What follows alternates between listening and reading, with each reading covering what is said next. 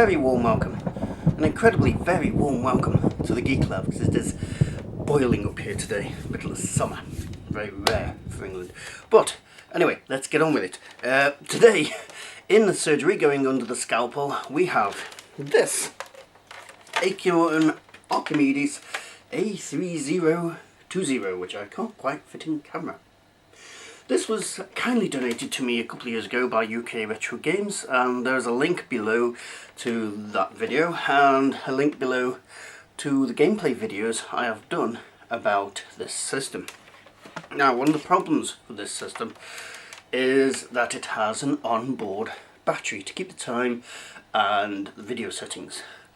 And obviously with them now being quite old, these batteries have a tendency to explode. So if you get one of these, first thing to do is to get rid of the battery. You can put a replacement battery in, but I'm not going to do that. I'm going to leave it out. All that means is that the video settings won't be remembered. So if you use an unusual TV or your big TV, you're going to have to press key combinations when it starts up to get it back to that. Otherwise, if you're not concerned about that all the time, you can just leave the battery out, as I'm going to do. So, enough waffle, let's, nice timing, Amstrad misbehaving. Let's get on and get this baby sorted. Okay, I've never actually opened one of these before, but I've seen pictures and stuff, and it can't be too difficult. What I have noticed already is that it only appears to have 3 screws at the front. To remove the rest of it appears to be clipped, and mine is slightly broken, so that corner's up anyway. So what I'm going to do is take these 3 screws out.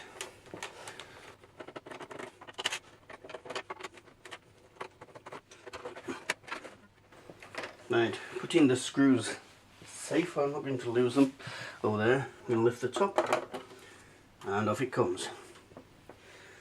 Okay, there's the top case. Well, now we are revealed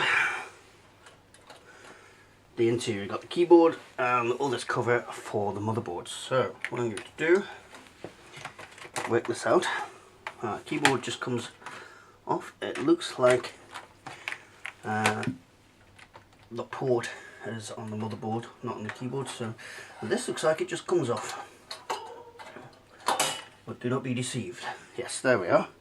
That just comes off. Now I'm hoping on the way in that this system is not already, the battery hasn't already gone. It does boot, so that's not a problem. Now what we need to see, and I shall show you here, there's the keyboard cable there, and it goes into this little port at the back here, so we need to get that out. No problems, we can do that hopefully quite simply. Just check around the port, make sure what it is. So, you know, you're not going to bugger it. Yeah, they just squeeze in like that. No problem. And away comes the keyboard. Put that nice and safe over there. Okay, we're going to go further in to get to this bugger. So, it looks like what we need to do...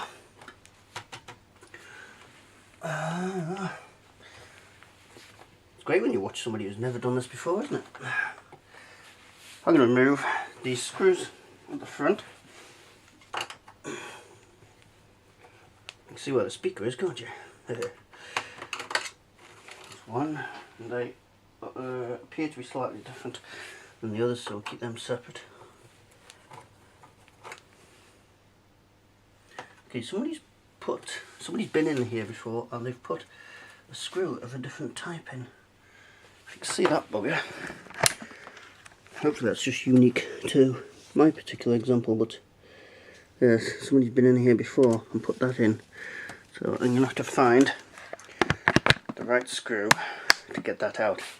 I'll be on it. Okay, literally 1 minute later and out. And for this kind of job, to do a little plug here, I can't recommend enough these little Poundland toolkits.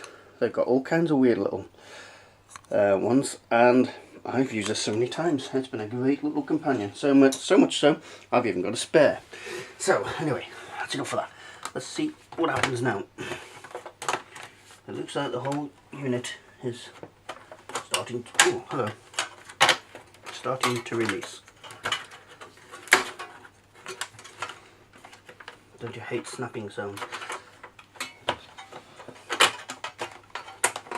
Okay, some of those things here. Right, so we have to pull forward. There we go. We've got some connectors. Just be careful of these connectors. Make sure you remember where they go. Okay, and there's our floppy connector.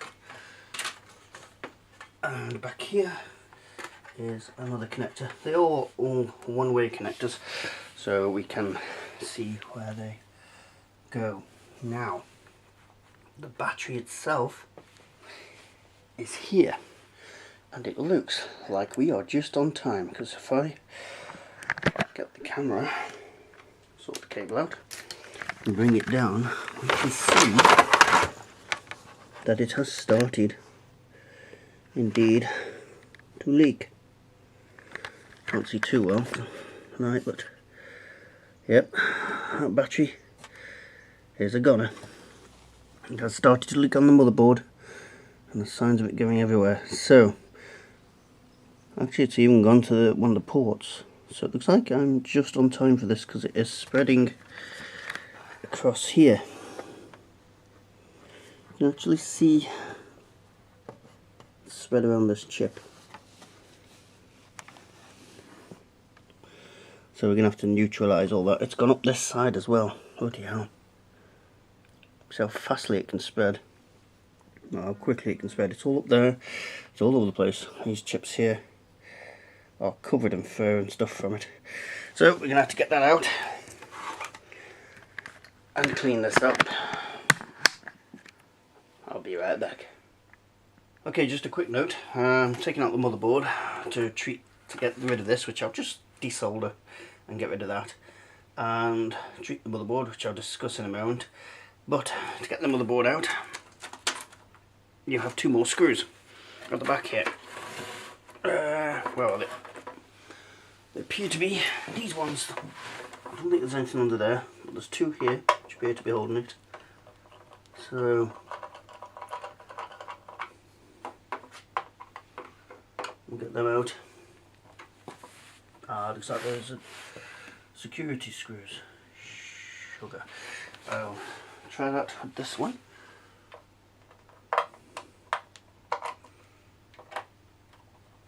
Nope. Anyway, I'll get them out and we'll be right back. Right, well, those two little screws removed, the motherboard just pops out, but it's still connected. Remember, it is still connected to this metal plate. Well, that's by the port to the back, so you're going to have to remove each of these bolts here to get it completely free. So that's what I'm doing next. I'm going to use a pair of pliers to do it. What fun! Be right back. Okay, the bolts are out. I'm going to put them safely over there by themselves. I'll come back to them later. Now you will have to. The power cable comes through here, so you're going to have to remove these two ports from the power supply, but then we can, whilst avoiding touching any caps, especially if I've done it recently, we can lift it out and look at the damage. Right, okay, let me get straight up. So there's our battery area, and you can see on the front here, yeah, it's pretty skanky. And underneath, well, you can't directly see it, but when you put it to the light you can actually see some of the damage from it. So what I'm going to do, desolder that bugger, get it out, and then I'll show you here how I'm going to, what we need to do, because this acid is throughout the board. We're going to have to stabilise it, and I shall show you in a minute how we're going to do that. So let's get that sorted. Be right back. Right, welcome back. Just to confuse you, I am now the other side, just because it keeps the camera out of my way, makes it a bit easier to work. So I had to make a cup of tea for that task. We got the battery out. All I did was the three solder joints on this side I just heated one up in turn, held it against the iron, and then as it melted I just pulled against the battery on that side. 3 contact points and it's out. There it is. Buggered. Horrible. Ugh. Get rid. Right, next task. If I zoom in a wee bit, there we go. You can see the area of damage there. Focus. Are you focusing? I can't tell. It is difficult to tell when this bugger is focusing. Ah, hang on. It would help if I put it on to autofocus. Be right back. Okay, back again, and sorry if you can hear any fan noise. That's just because it's a billion degrees in here, so I'm going to run the fan to keep it cool. Anyhow, you can see the green around the chips. If I zoom in as best I can, whoa, there you go.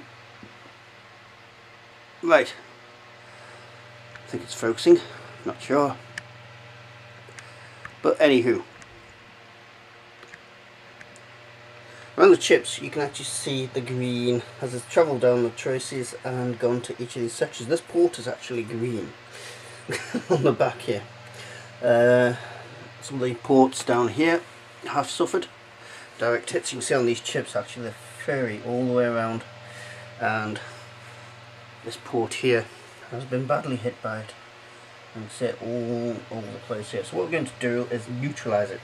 For this, some people use vinegar, but I've been talking to Ash on the group while we've been recording this, and he says people use vinegar, but vinegar is in itself an acid, so it can over time cause problems itself. So what we're going to do on this occasion is use, if I zoom back out, zoom, is use some IPA or isopropyl alcohol. It looks really funny because my screen's upside down. There we go. Some isopropyl alcohol. Ta-da! Yum yum. Alcohol. No, not for drinking. Do not drink. And what we'll do is use some Q-tips or earbuds, cotton buds, whatever you want to call them. Cotton buds. I've got plenty of them. They are down here. Some cotton buds, preferably stuff that where the ends don't fray off. And a cloth that's as least fibrous as you can get it. The cloth we can use for the big areas right around there, and then we'll get the cotton buds and use them to get it in here. So I think I shall do this live, but we'll speed it up so you can watch me get rid of this acid or alkali, whatever it is. But anyway, let's start, shall we?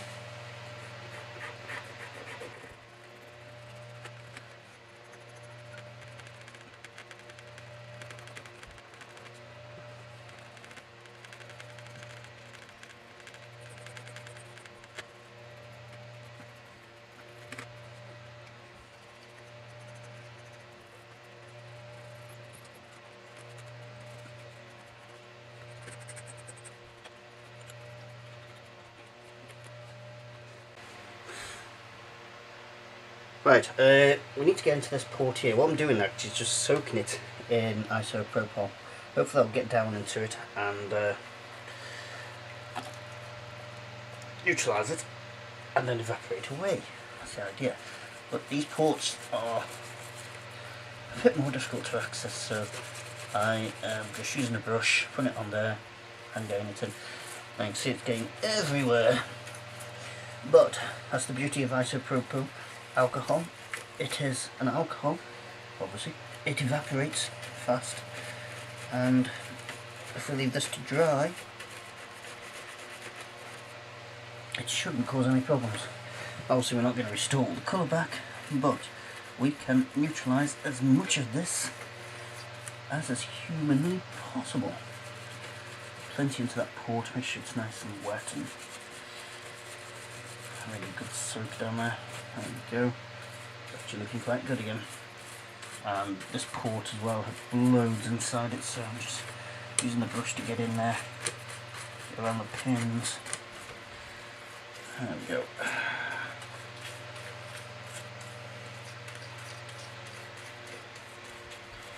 Now we are lucky with this one that we already know that it works. I think this brush idea is actually better than using the cloth.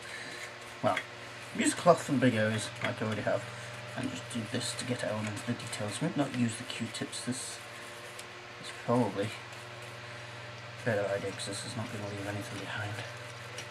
That shouldn't. But there we go. Appears to be done. Make sure you do on the bottom side if there is any, but there is one area there where it has gone through, so let's get that treated. Push it there and go like that. Let's scrub around. Try not to damage any of the system while you're doing this.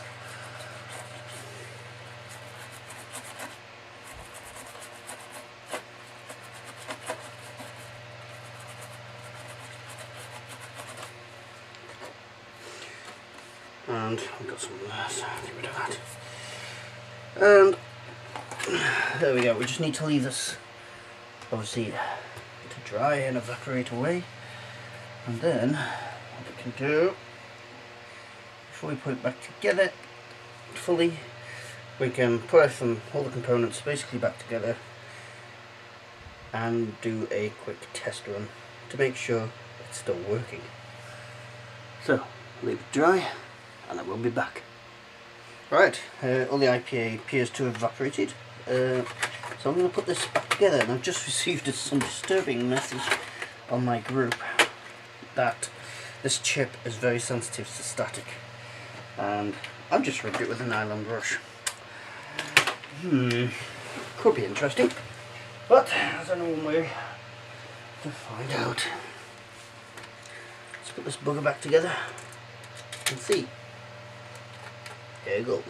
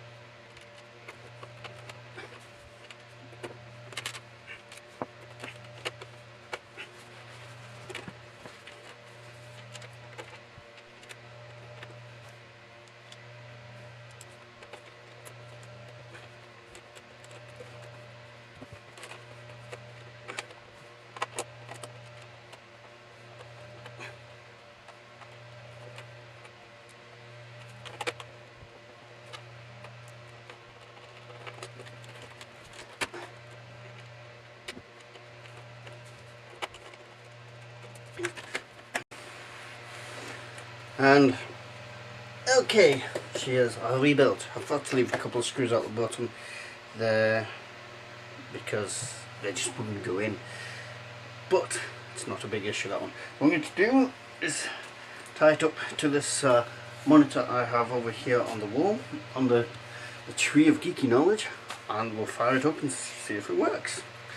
That's all that's left to do. Hopefully it does. We'll be right back. Right, a short while later, and here's our monitor on the tree of geeky knowledge, and let me switch on. And we'll see what happens.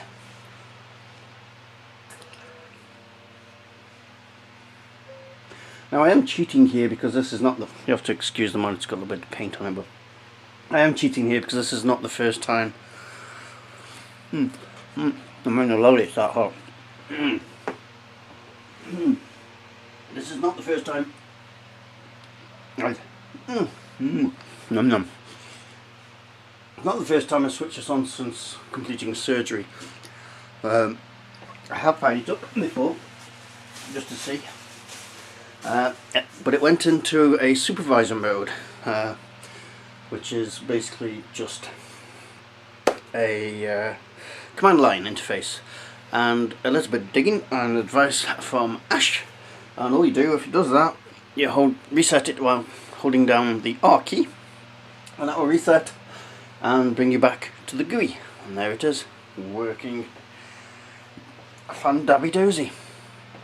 So there you go. That is how you remove the battery and treat any battery damage that has already occurred. So thank you very much.